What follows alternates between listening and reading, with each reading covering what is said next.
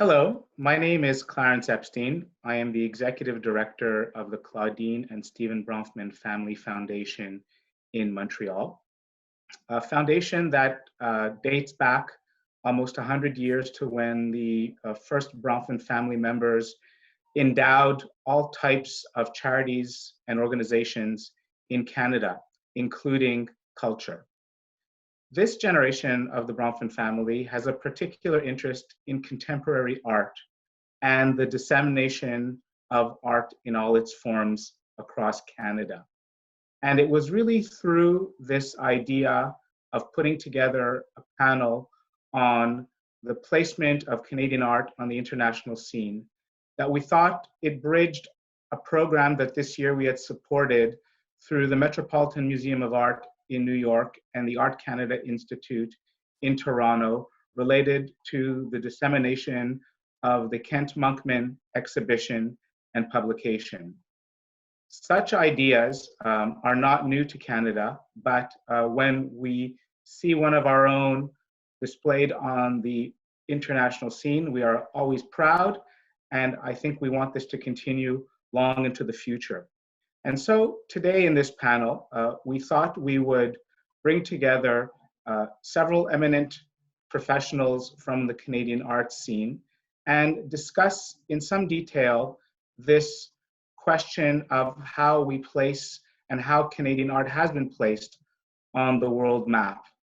The sub-themes of the talk will broach the recent history of the subject, how national identity has an impact really on the role of the artist and their international placement. The support system in Canada, is it strong? Where does it need assistance? And going forward, what can we see and hope of our next generation of artists going out into this global community? I'm pleased to have today two individuals who themselves are very much and have been very much active on the international scene on a variety of levels.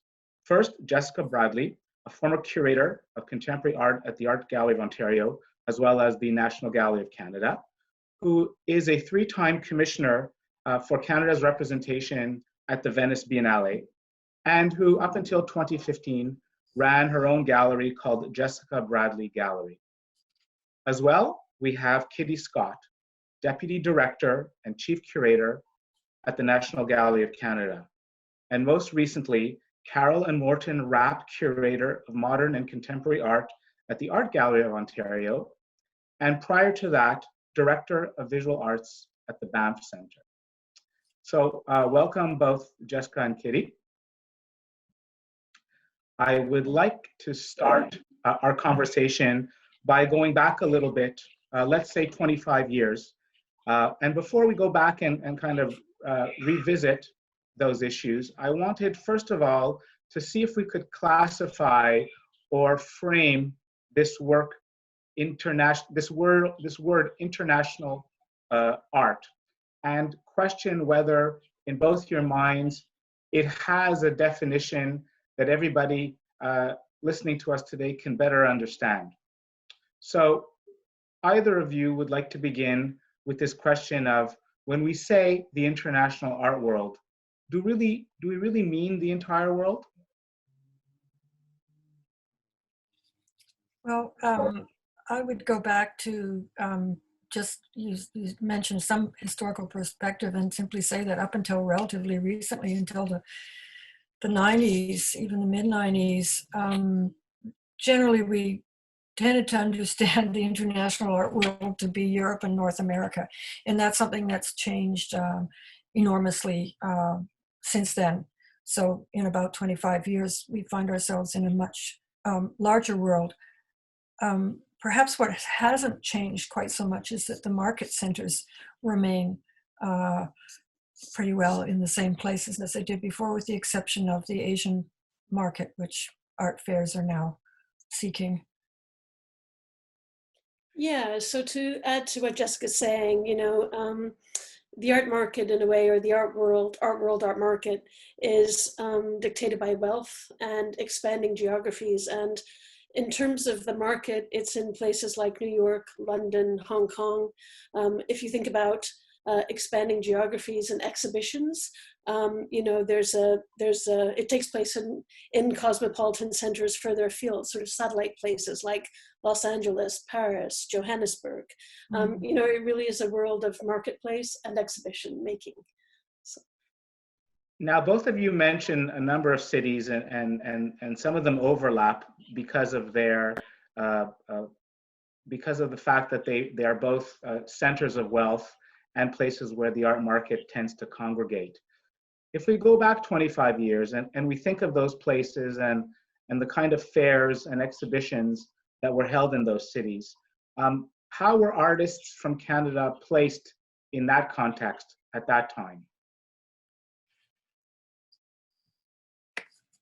Well, I mean, first of all, fairs 25 years ago were indeed trade fairs. In other words, they were, you know, the galleries were dealing with each other in secondary market and buying from each other. It's really only when you start to get into the late 90s that fairs are really bringing forward a younger generation of artists and attracting collectors and people interested in contemporary art. So that's a big change.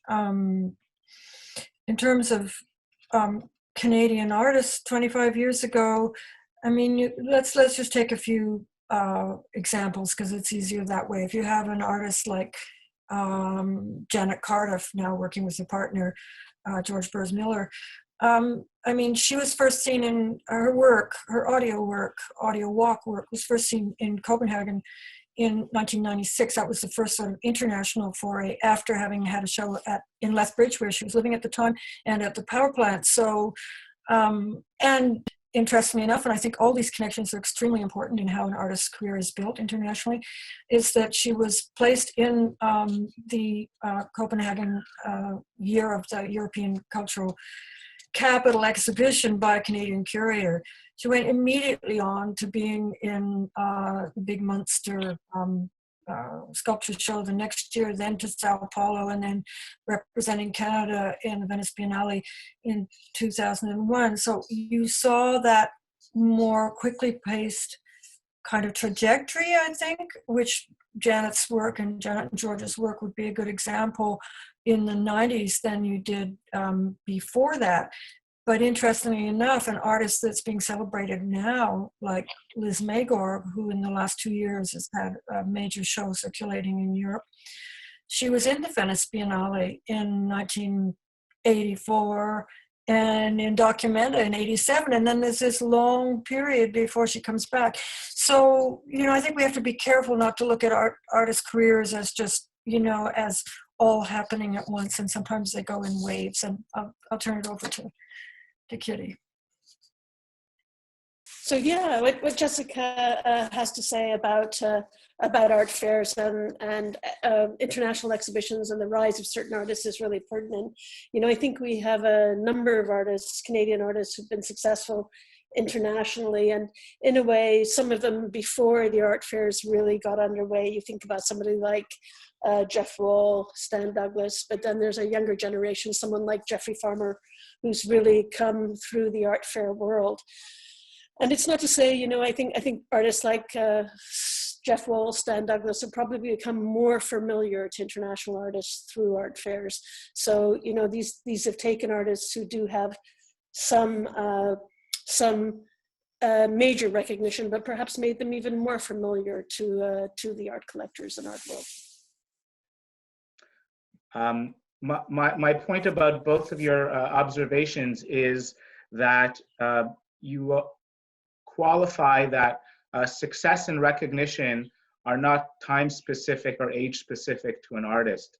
And I thought maybe you can elaborate on, you know, what was perceived 25 years ago as successful when an artist broke into the international scene versus what you see now as being kind of the reasoning and rationale for what is success. I mean, I think some of the same measures are very much in place, and they're not primarily market measures.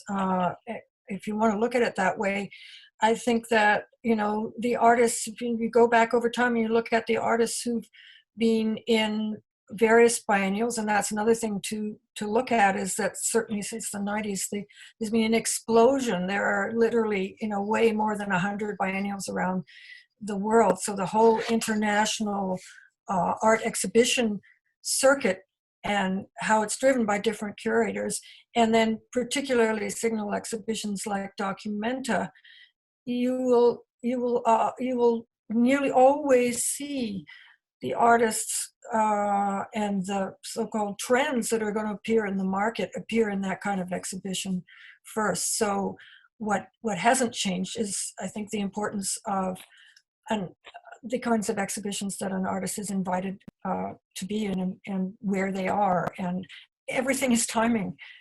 But what has changed is the market pressure to advance those careers very quickly into, further and further into a market. And well, I think these standards are great in terms of defining success around the kinds of exhibitions you're in. You might want to ask, do these standards that we set exclude other kinds of artists, and are there more equitable ways of looking at success? I think you also have a lot of artists in Canada who made their living as teachers, and they've showed in university galleries and such. And, they're highly respected by their colleagues and by academics, but, they don't really live in that same world. And I think, in relationship to this, one could say, there are many art worlds that exist at the same time. They're the very, high end, lots of dinners and socializing and stuff. And then there's another art world. And I think, in the way we understand success, probably more generally in the art world, we've given a lot of power over to collectors in the process. But, there are many art worlds, and I think it's important not to forget this. Yeah, and I would just add that along the same lines is that the art worlds within the art world, probably one of the most important ones is those relationships between artists and between curators and artists. And then sometimes they overlap with those other aspects of the art world. And sometimes they never overlap with the market side of it, but there's an enormous respect amongst other professionals within the field. And they make their living in other ways if they have to. Right. So that notion of success, clearly relative and clearly layered in terms of the way the arts are perceived by all the various sub-communities that exist in this very large ecosystem. And maybe I can just ask you to draw some attention to how the Canadian ecosystem helps the Canadian artists bridge out into an international perspective. Do you find that the arts in Canada and the ecosystem of, as you were mentioning, museums, curators, schools, employment for artists, how does Canada fare vis-a-vis other countries in terms of providing that platform for Canadian artists to succeed internationally?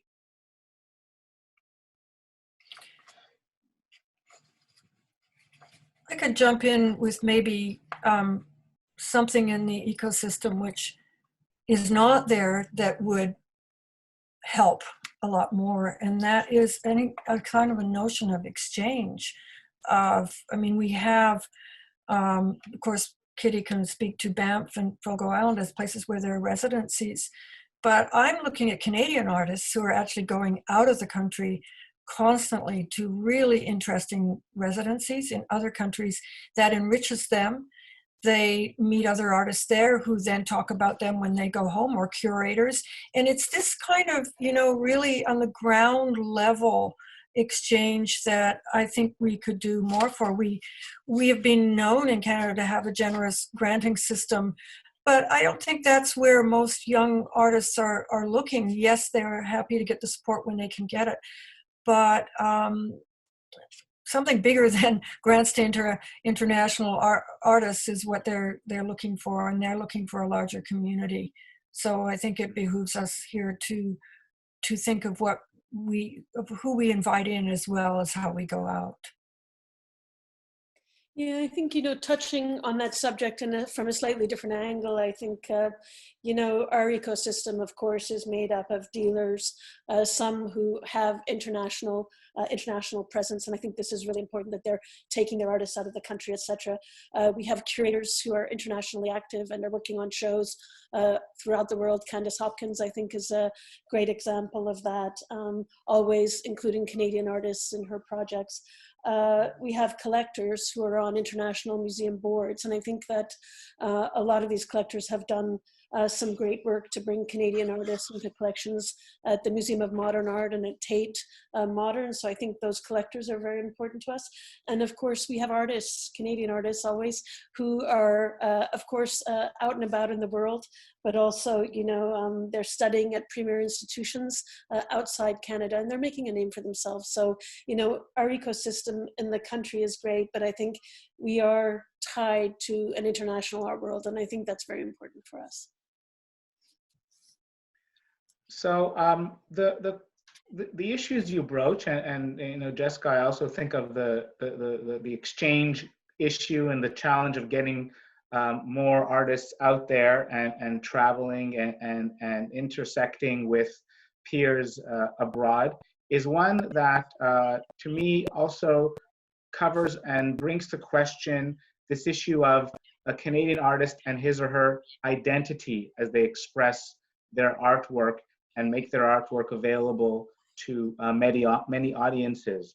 So on one hand, the question is, yes, we see that the Canadian ecosystem is satisfactory, that it does help generate and fuel artists to propel, but obviously they need a connection on the outside. Very often that has to do with the collector community and the dealer community on the outside.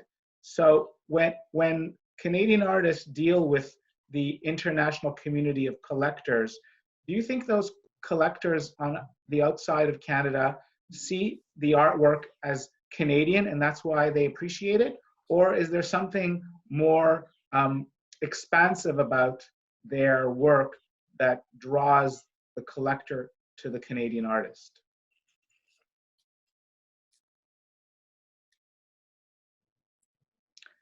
Do either of you want to pick up on that, or should I elaborate a bit more? I would just say that I think that the conversations, the discussions and the issues that artists are dealing with in many different parts of the world, there's a point where they have some commonality. Of course, there are, their own points of origin that that propel them in certain directions in their work. But in my experience, I haven't noted that kind of collectors looking for national aspects or traits in an artist's work, but more how they join a bigger conversation.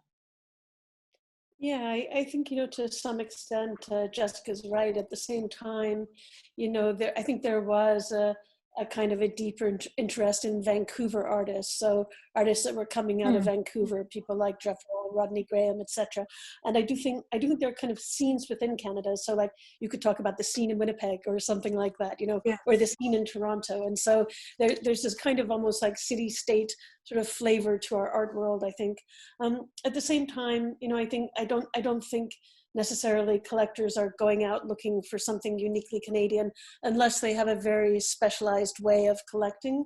Again, though, I think Canadian artists come from a very specific place. This is a country, that's made up of a very diverse population, and we are a country with multiple voices. Multiple voices are speaking here, and we recognize them. And we do come from a particular place, I think.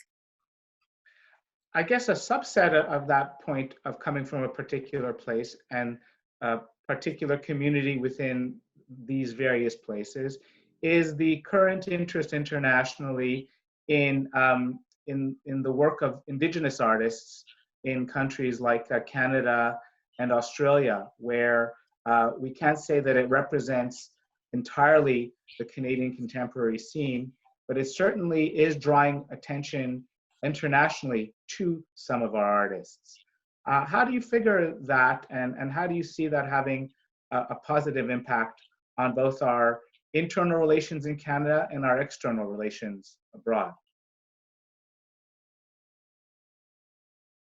I think Canada's a leader in this area. You know, I think we are we've been working with Indigenous artists for quite a long time, and I think we've done amazing work. And I think if you were to look to the United States, I don't think you'd find a comparison. Australia, perhaps, but I think what a lot of these artists are doing are working with materials and traditional ways of thinking and working, and bringing this language into the contemporary art world. And I think they're bringing forward ideas and practices that are coming unlike anywhere else, and coming from this place. I think it's very dynamic part of our art world here in Canada.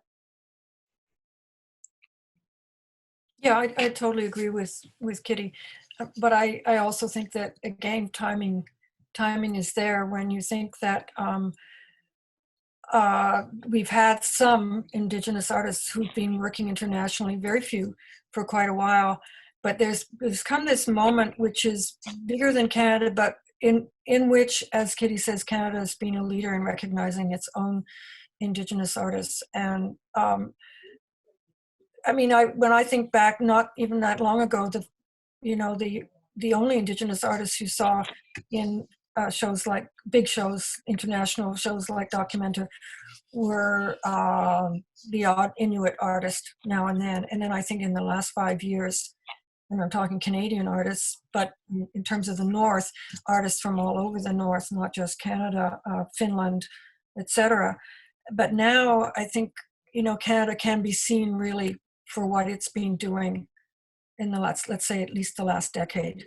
Yeah, and I think along with that, too, there's been a real investment in Indigenous curators and Indigenous writers and critics. And alongside the artists, we have a whole community of people who are actually supporting this endeavor and very much behind it. And I think it's important to speak to that as well. Well, as you pointed out, Kenneth Hopkins has done so much work internationally and bringing Canadian artists and wonderful Indigenous artists into exhibitions. And I'm thinking of the Documenta in 2017, when you think, as you know, Kitty, that Rebecca Belmore was in Site Santa Fe in 1995, was the Venice Biennale in 2005. It goes on like that, a really good exhibition history, but it takes 2017 Documenta at a particular Documenta, a particular moment, with Candace Hopkins bringing her in. And I emphasize, and have emphasized before, these kinds of groundwork, on the ground relations make such a difference to how an artist advances.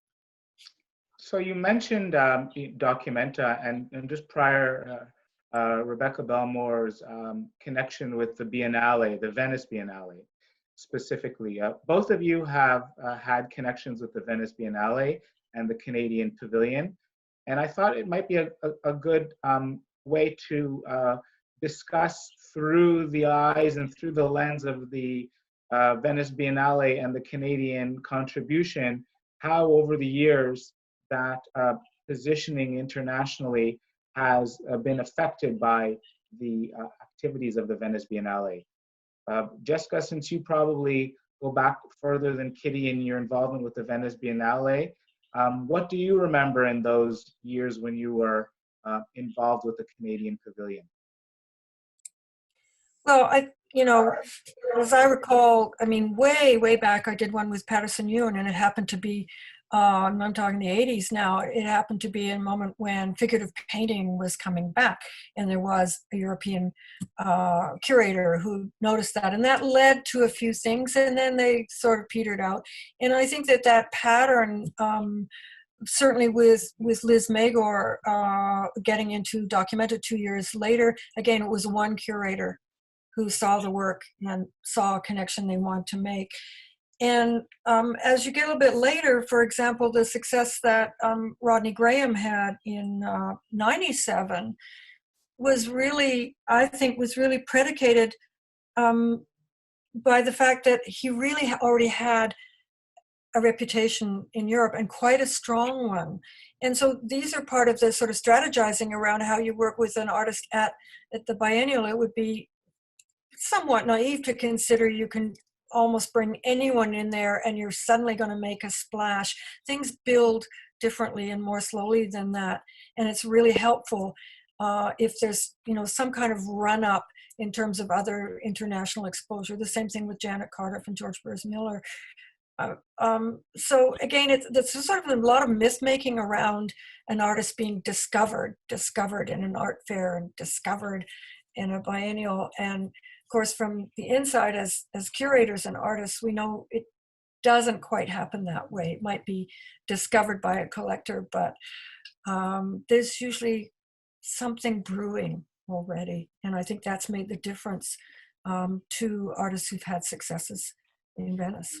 Yeah, I think it really is our kind of premier platform to bring Canadian artists to a global audience. I think it's very, very important. Of course, we're working with Stan Douglas coming up, and we're very, very excited about that. And it's been a while since we've had somebody more established in the pavilion, and I think it brings a different kind of tone and tenor. And I think that all of the things that Jessica talks about again are all part of it, but finally what it comes down to is they have to make a really great work of art. That work of art has to draw people in and has to be compelling and has to do the work, so to speak. And it's not everybody that can not every artist that can sort of put their finger on that moment as well.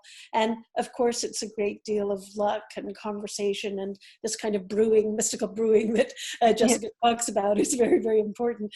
But finally it's like it is the work of art, and the work of art has to capture the kind of the attention at that particular moment. The zeitgeist too. I mean, it's a huge pressure on an artist, and it's not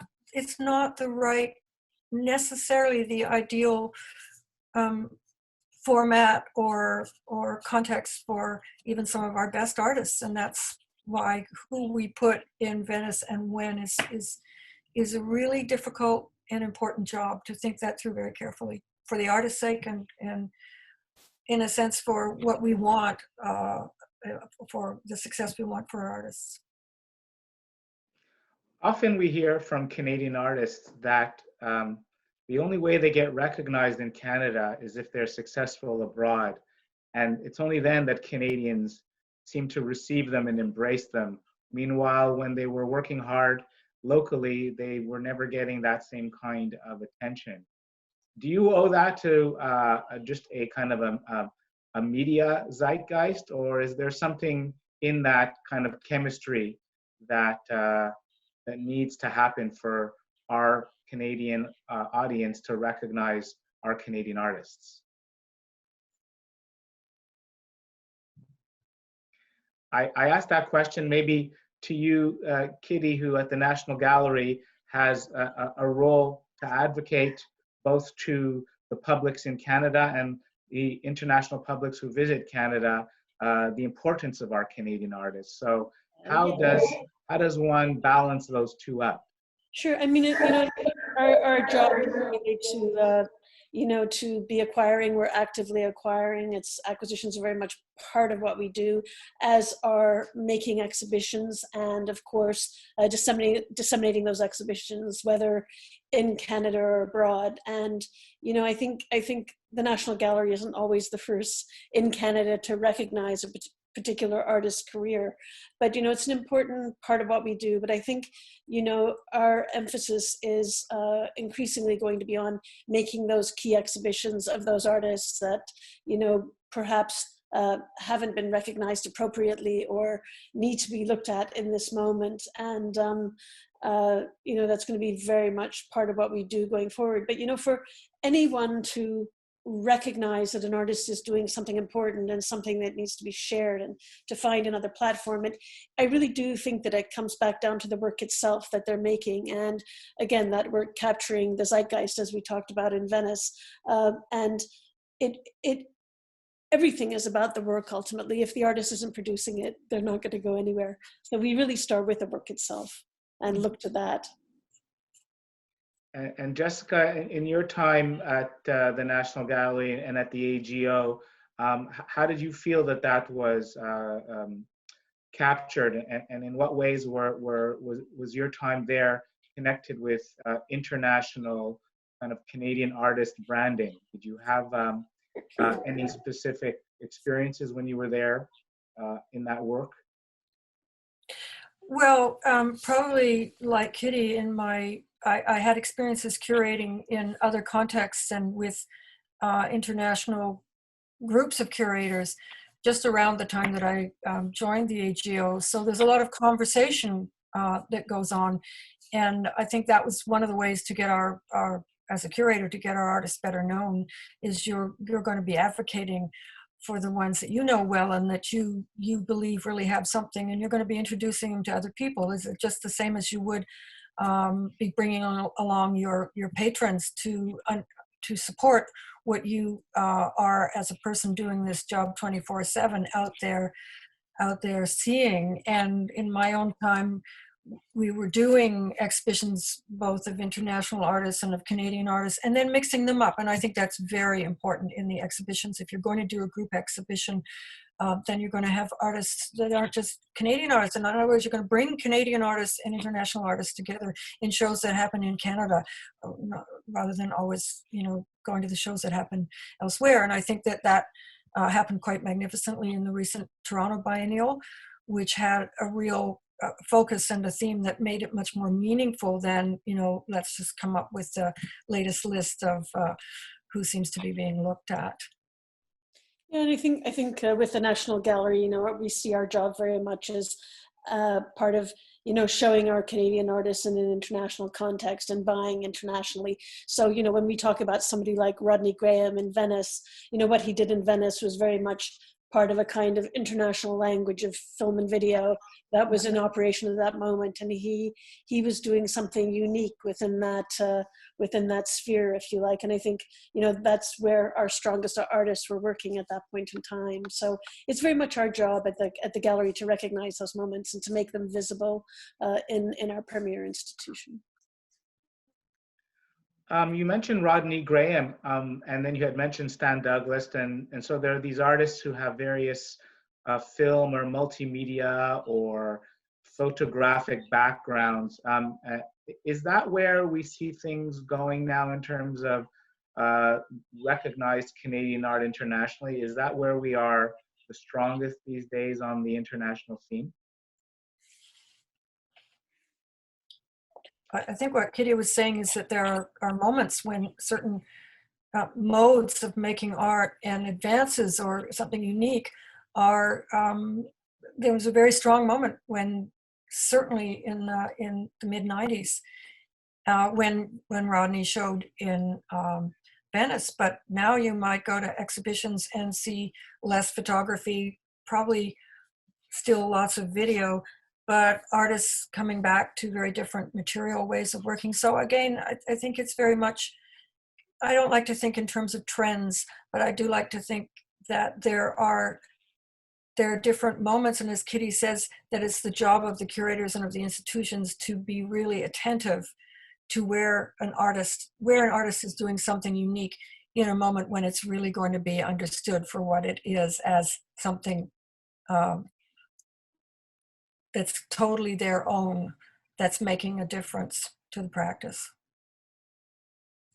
Now, two other parts of the ecosystem that you are connected to, but we just haven't broached, which I think are critical, would be the I guess the university system in Canada and the role of the various arts faculties in both educating and nurturing these artists. Where do you see the connection between universities, artists, and their international positioning? Is there some kind of connection there that you see in the same way museums might help do that for artists in Canada? Well, I think universities, Canadian artists tend to be very well educated. They're often products of those various schools.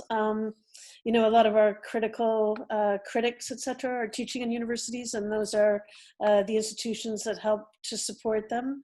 I think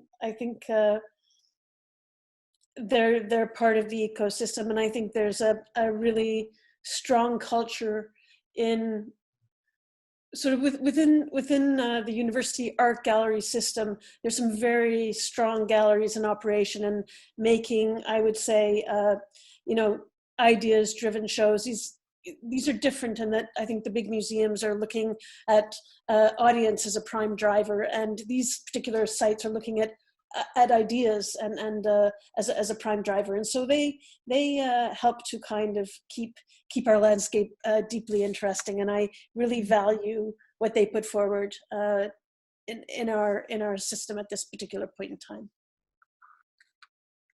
Would you say then the third axis in this ecosystem, the dealer network, and Jessica, you could speak to this, where are their challenges in terms of helping get their artists into larger arenas for sale and for recognition and for critical acclaim? What are they doing, and what do they need to be doing better, or where will they require more assistance if they are going to do better? Well, we don't know how much the world will have changed in a few months, but we're seeing art fairs go online now. I don't know how long that can be sustained.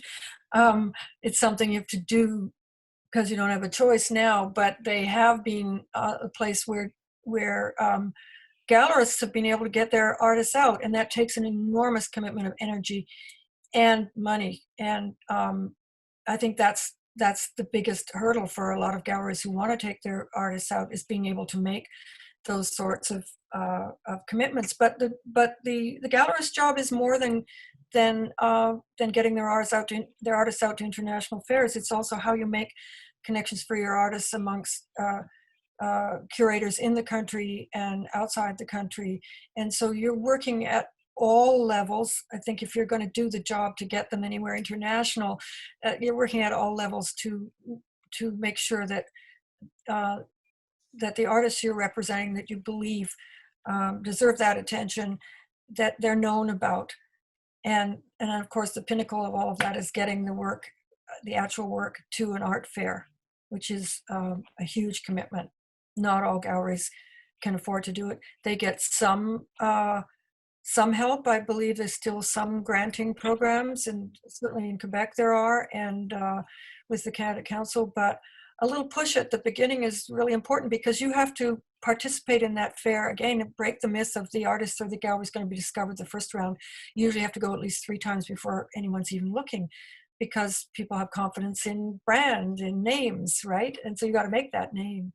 So there's a lot of challenges, but that seems to be at the moment the best way for gallerists to get their artist out is to participate in the fairs. And now we'll see what that means in a year from now. Right. Well, none of us have a crystal ball, but I guess it's a question to pose as we deal with the pandemic is going forward, once we transition out of this phase into the next phase of activity outside of our homes, is what can we expect from Canadian artists in terms of having to rethink their own trajectory, given this this new challenge that we all have, and that they are going to have, especially as actors in a very visual experience and a very tangible experience? Yeah, I think it doesn't just sit on artists. You know, I think all of those people that make up the ecosystem, I think it's our responsibility to make sure that our world of culture, and in this particular case, the field of visual arts and the field in more particular, more specific living artists, that we really do everything we can to support them going forward. And, you know, so much of what the art world has been a very social arena where, you know, artists present work, their dinners, their openings, there are all these kinds of things that look almost impossible right now. And so the question is, how do we move forward? How do we still be out there? You know, what is out there now?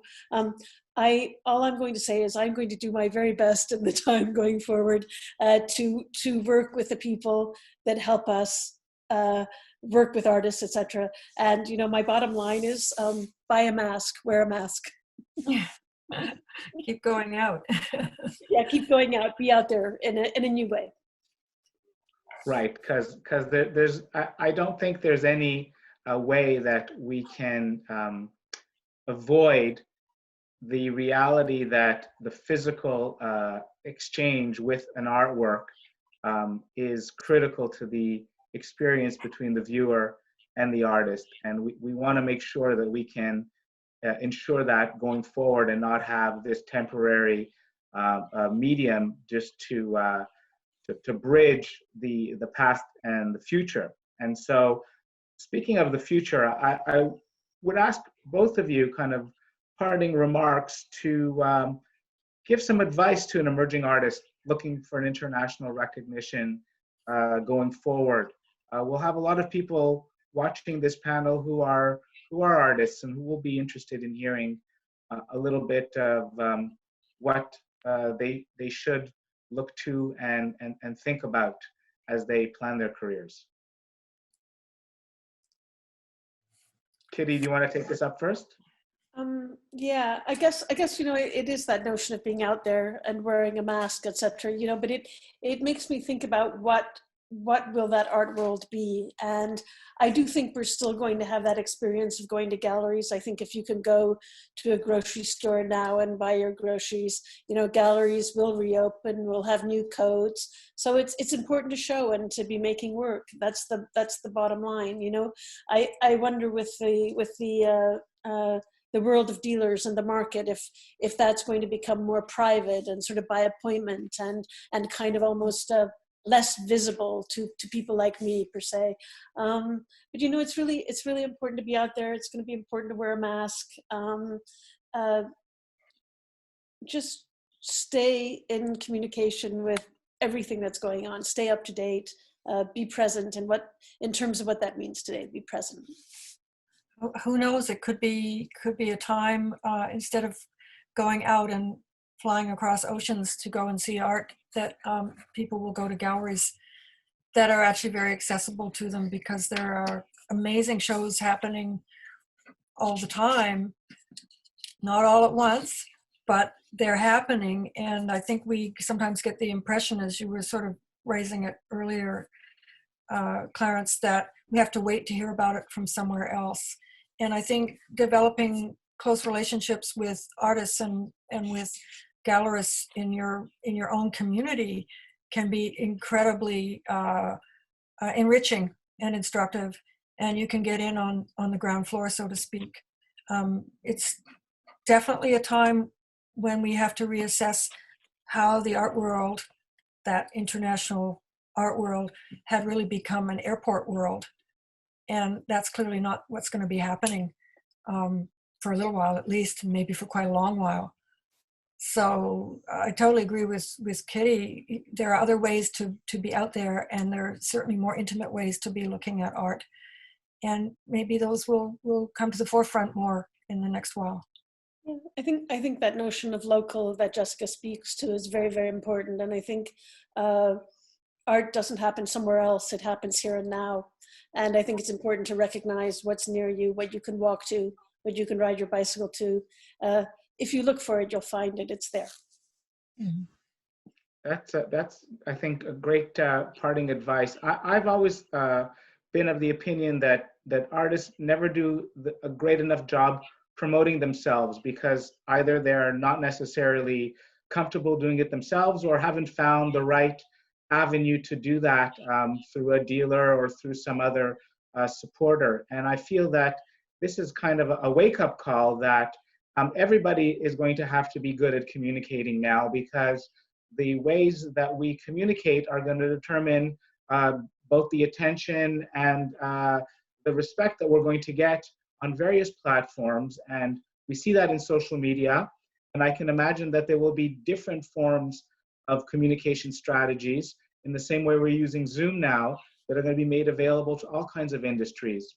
And so I feel that that's something that whether we're acting internationally or locally, it'll be very important to share information, get information out, and try and encourage people to get hooked on things that you and they are interested in, and build on those building blocks, because we might not have the same options that we had before in terms of travel and in terms of networking that we had before.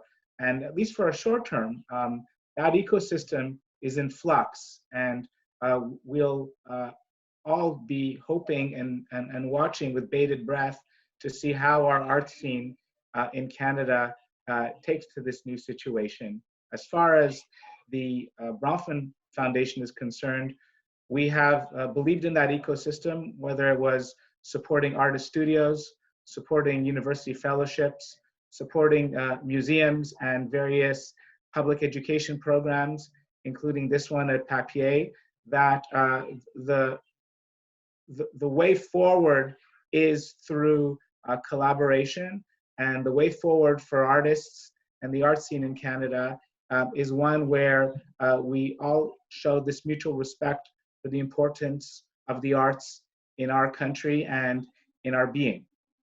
So I'd like to thank you both. Either of you would like to make any other comments before we close out this panel? Great.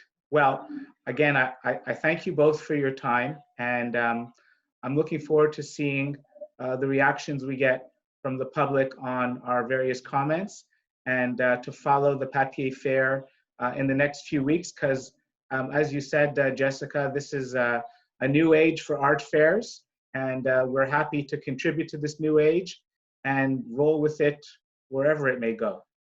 Thanks very much, both of you. Thank you. Thank you.